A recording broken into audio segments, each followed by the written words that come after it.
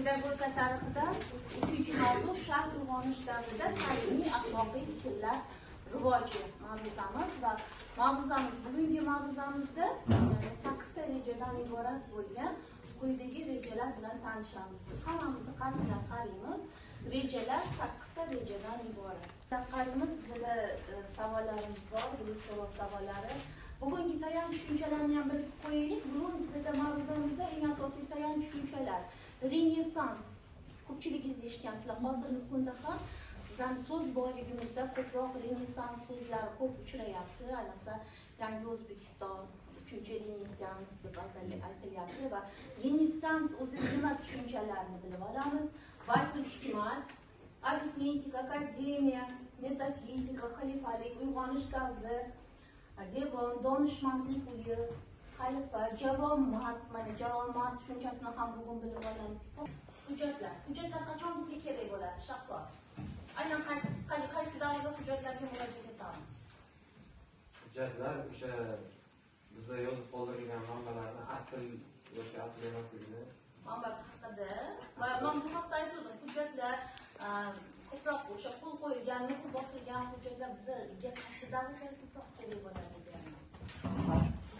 Sizlar esingizda saqlab qo'yishlaringiz kerak edi amalida. Qaysi davr? Xo'sh. Jadid ma'rifat manbalari yashagan davr. 19-asr, 18-asr oxiri, 19-asr, 19-asr oxiri, 20-asr boshlarida asosiy yashab ijod etganlari va unda nimalarga nimalar asosida qatag'on qilinganlari haqidagi hujjatlarga rahmat. Memuar asar. Misol bo'la oladimi? Mana bo'la oladimi? Memuar asar. Memuar asar o'zi nima edi?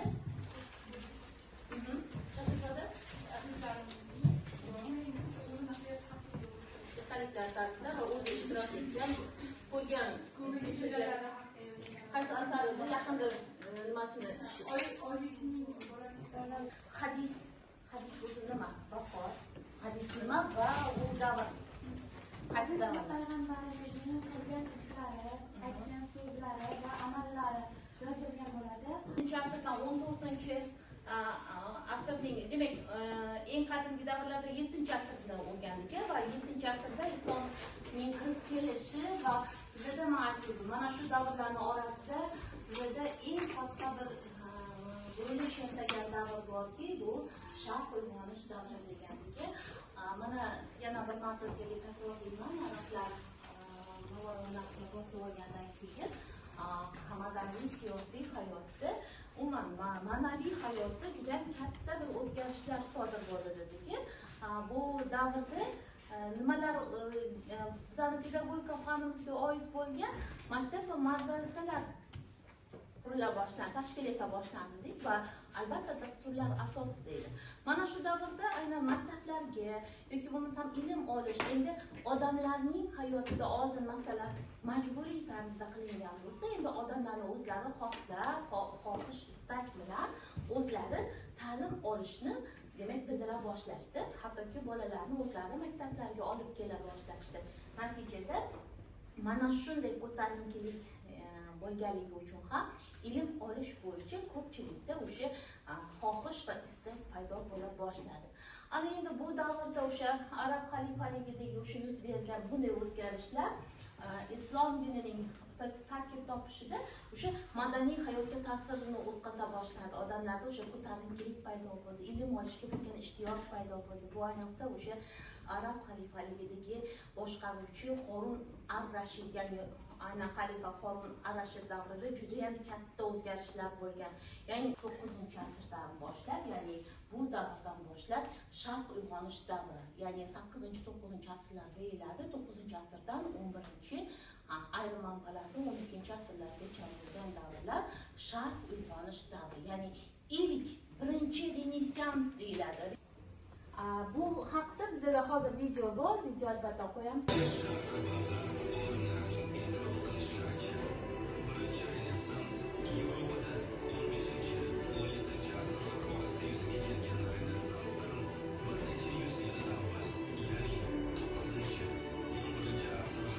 O'zbek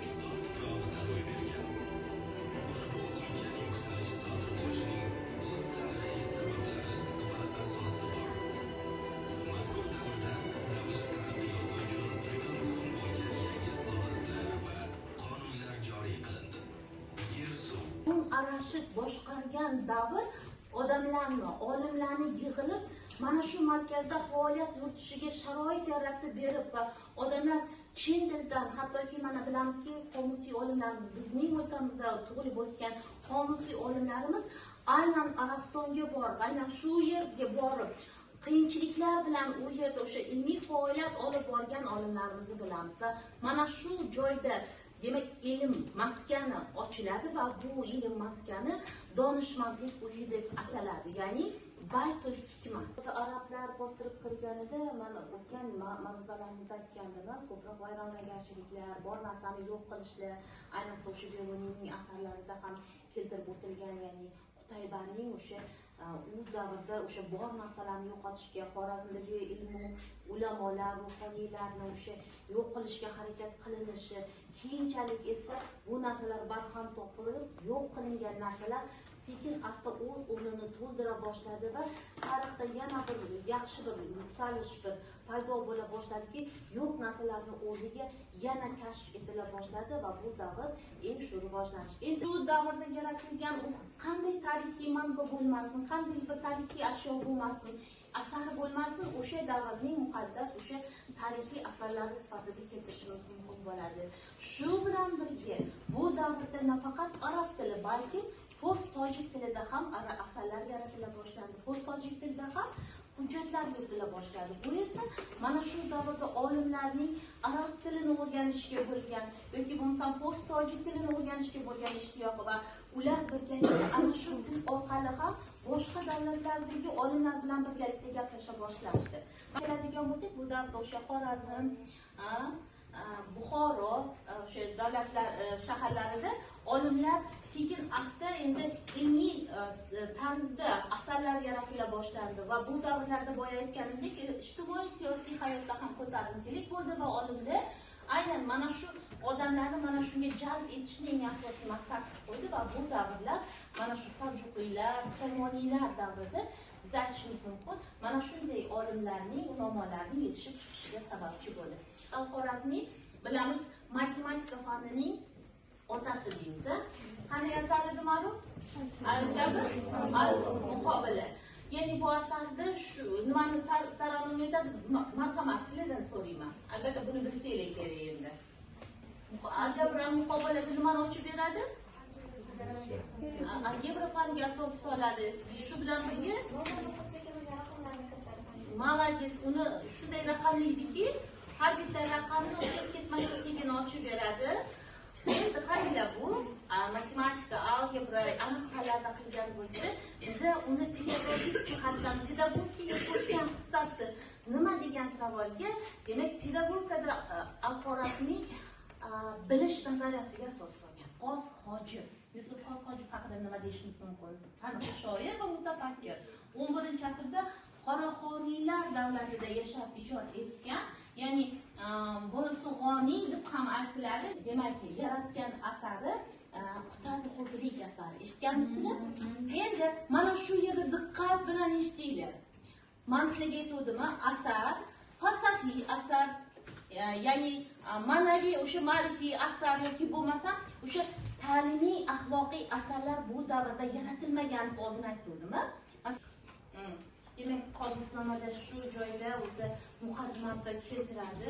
Men shu ko'rgan kechirganlarimni mana shu asar muqaddimasida ham keltirib o'taman. Barcha bilganlarimni sening uchun ilindim deydi. Farzandiga nisbatan aytadi va mana shu narsalarni albatta olsang deydi va hayoting, faoliyating, ya'ni davlatni boshqarish jarayonlarida ham shu narsalarga rioya etsang deydi.